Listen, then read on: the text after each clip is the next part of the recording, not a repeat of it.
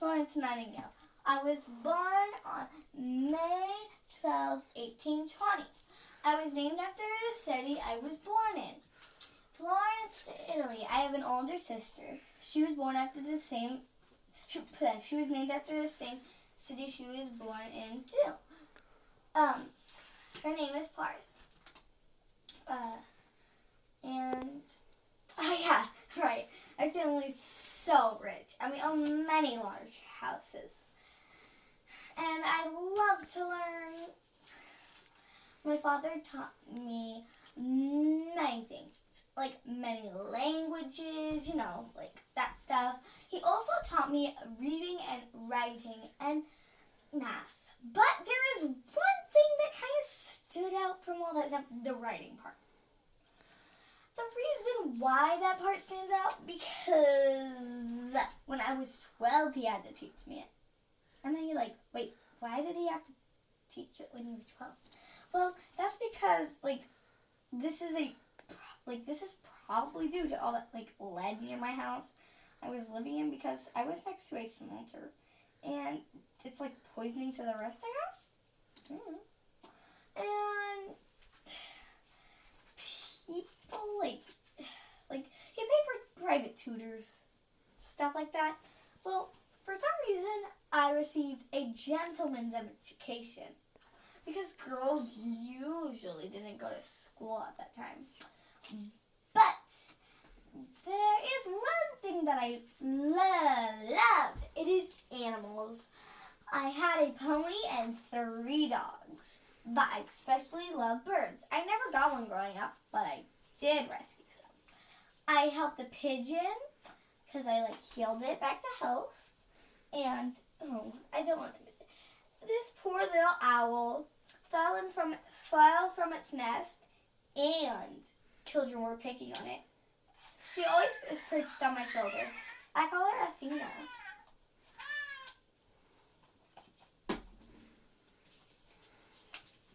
Okay, so now that you know that information, let's look at this part. My parents wanted me to grow up and marry a rich man, but I wanted to learn more and help people. Ever since I was a small child, I enjoyed helping the sick or less fortunate. My cousin Bonnie died. It was sad. Just when I was 9. He was too sick for the doctors to help him. I didn't like seeing him suffer. Who would want to see someone suffer? In January 1837, a flu epidemic swept through Europe. And I had to heal everybody in my household back to health.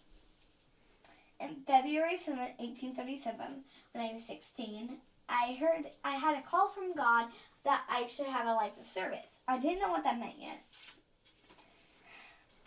I asked my parents if I could I almost married this guy, Richard Monkey Miles. But instead, I asked my parents if I could, nurse, stuff like that. They refused. Because nursing was considered a poor job. Or, a maid job. I didn't give up. Finally, they let me do it. And oh my gosh. I don't know why, but they made up a lie to tell people why I wasn't curing me. And this is the worst part. They were embarrassed.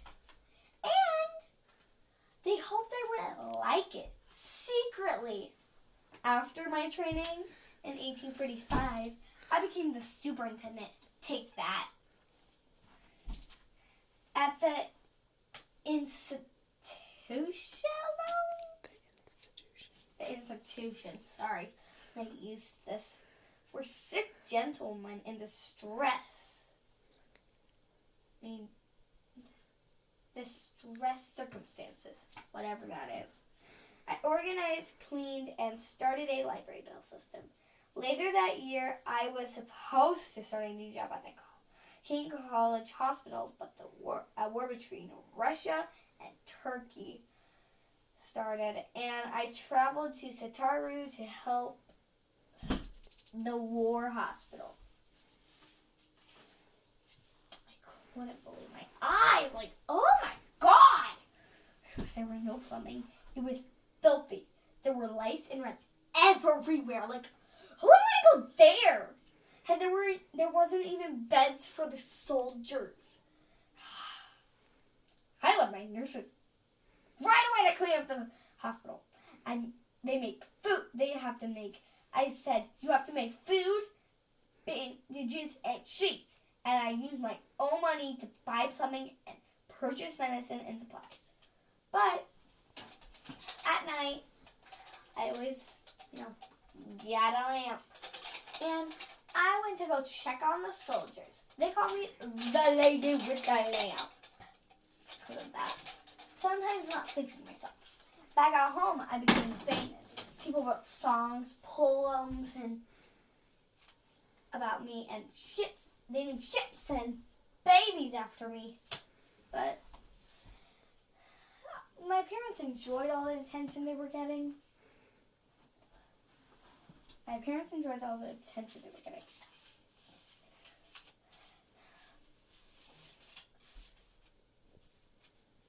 Oops. The Nightingale Funds was started to help me buy more equipment and train more nurses. The Nightingale Fund is still active today.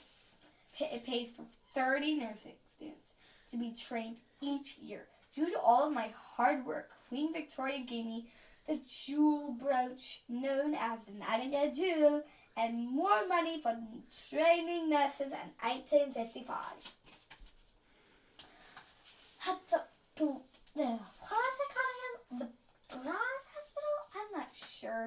Well, at a hospital, I drank some like milk that was bad or like spoiled. It made me sick. The fever lasted like 9 days. 9 days, people! 9 days! The fever left me weak and ill. In 1856, the war ended and I returned home. Queen Victoria invited me to her castle to thank me for all my work. In 1858, I hardly left home due to my illness, but I still worked for better health care. From my bed, I had 17 cats that would sometimes leave their inky paw prints on my letters. Due to all of my work, I was the first woman to be elected on the Royal Sexual Society. I published more than 200 books, reports, and pamphlets. Some of my work is still used today. In 1860, the Nightingale Training School for Nurses opened. The Nightingale nurses were requested to help train other nurses all over the world. During the Civil War in the USA, I gave advance on managing field hospitals. I outlived my dad, my mom, and my older sister. In 1910, at age 90, I died. But International Nurses Day is celebrated every day on my B Day. I am remembered by statues as well as schools and hospitals. Rewards named after me. Moi. And a hospital.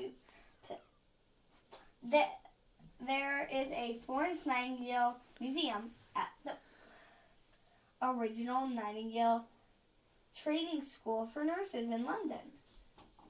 They pulled out those dead bodies there.